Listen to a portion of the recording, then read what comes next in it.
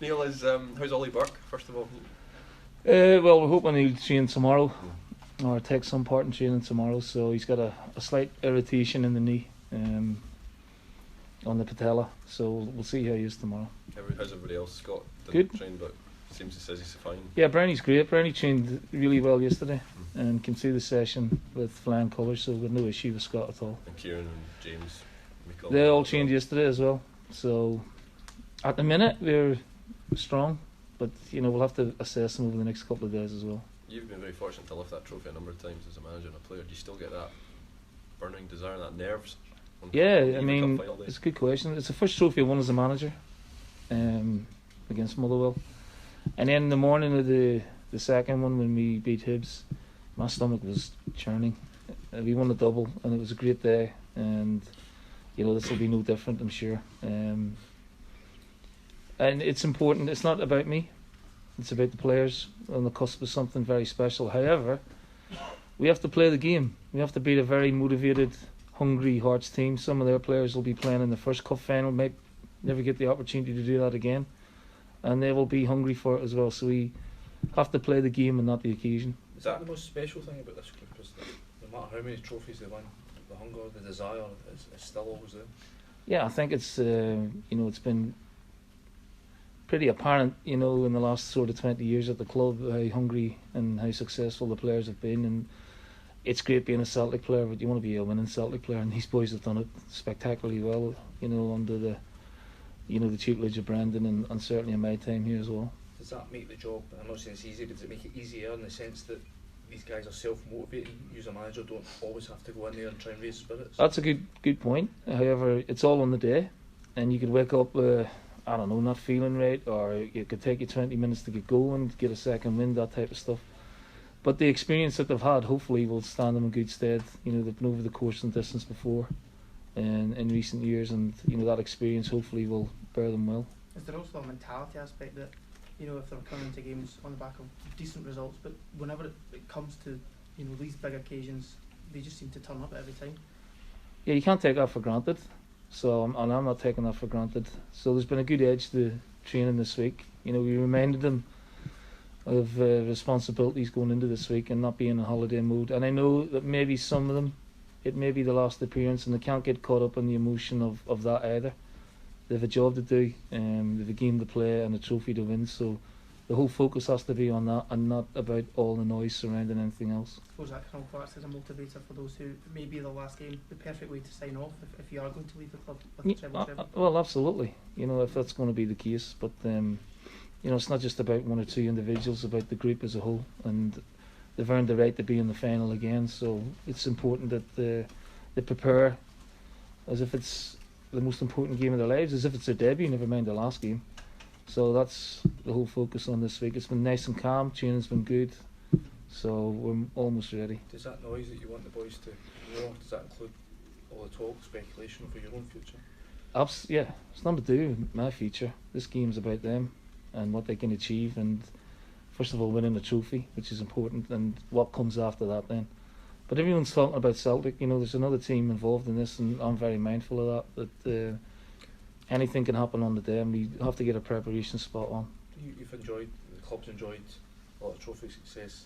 Craig Levein, for everything he's achieved in the game, has never got his hands in a trophy ever. I mean, does that surprise you? It does, yeah. He's an outstanding manager. He's been that good. He's managed his country, and he's got longevity, and he's turned Hearts around again.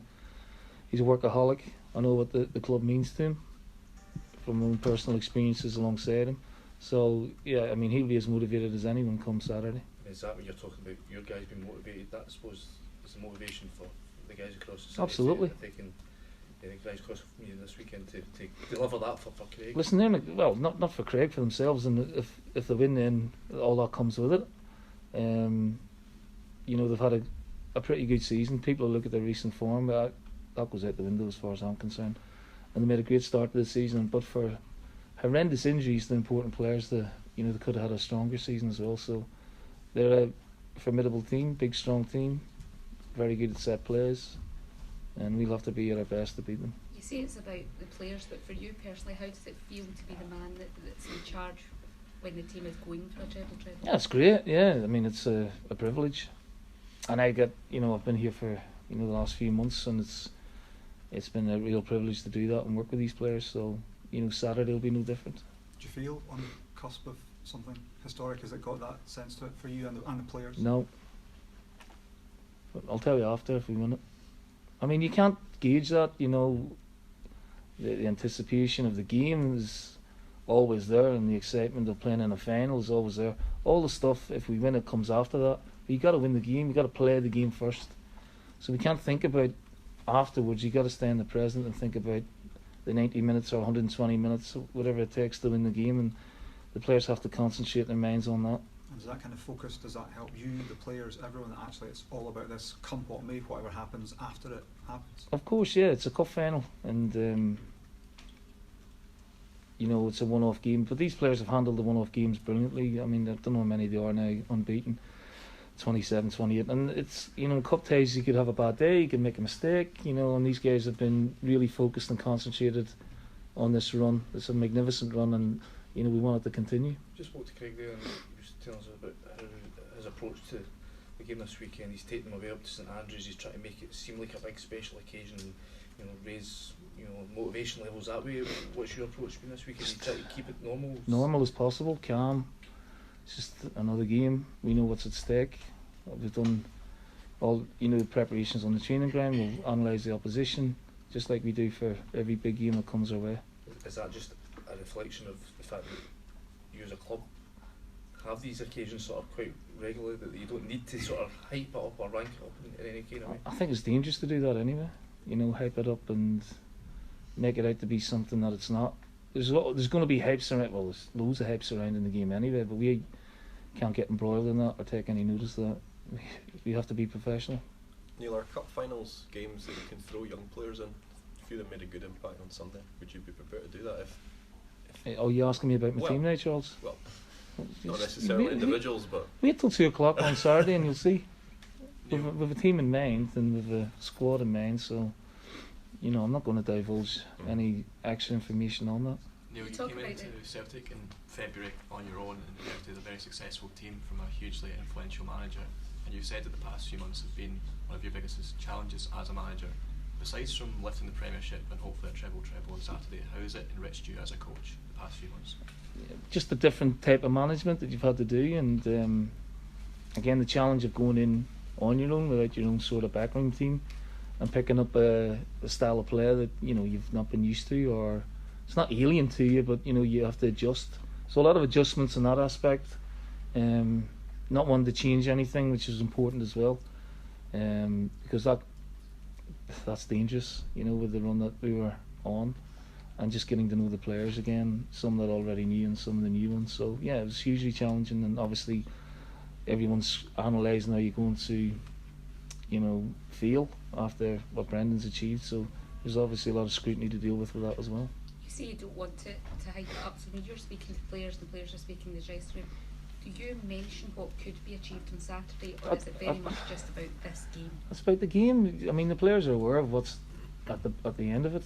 I don't need to tell them that. I think it's important we play the game and not the occasion, because I've done that in my career, younger ways, and in playoffs and in the lower leagues with Crewe and at Wembley, and the game passed me by completely because you just got embroiled in all the build-up and the hype. So that was a lesson learned, and you just pass on that experience to the players. But they know, they've done this before, and they know what it takes to win the game. So it doesn't need any extra motivation or any semblance of what's at the end of it. I mean, everyone's talking about it anyway. Neil, Craig was at pains to say that he admires what Celtic have done in the past few years, because you can have all the money and you can have the best squads, but that still doesn't necessarily translate into doing it and winning all those trophies consecutively. That kind of money in the bank has to help for the weekend, surely. What in money bank? The sort of metaphorical money in the bank, the fact that they've been there, done it, that they've got. Yeah, well, I mean, I've touched on that earlier. I mean, the experiences that they've had before, hopefully, will stand them in good stead coming out on Saturday. But it's a different game, it's a different circumstance, it's a different opposition. The weather might be totally different. All these things sort of add up. The mindset has to be right. and I'm pretty sure it will be. Neil, if you do win on Saturday, where would that achievement rank for you as a manager and as a player? I don't know. Well, you can ask me that after the game if we win it. Okay, and you've obviously got to the cup final, you won the league. Would you change anything about your time back at Celtic so far? Yeah, there's a lot of things I'd like to change, but the point was not to change it. You know, it was important to keep things going as they were, and you know, we've negotiated 2 very tough ties, and Hibs away and Aberdeen in the semi-final to get here. You know, 2 very good teams, and Hearts are another obstacle, a difficult obstacle that we have to overcome. So there's no point me sitting here telling you how I'm going to feel when we win the cup. That'll all come hopefully, you know, at 5:30, 6 o'clock on Saturday. In the meantime, I'm just wary of everyone talking about trebles and bus parades and blah blah blah. We got to play the game, and not the occasion, and that's really important. That's the message we'll be hammering home to the players for the next 2 days. Cheers. Thank you very much.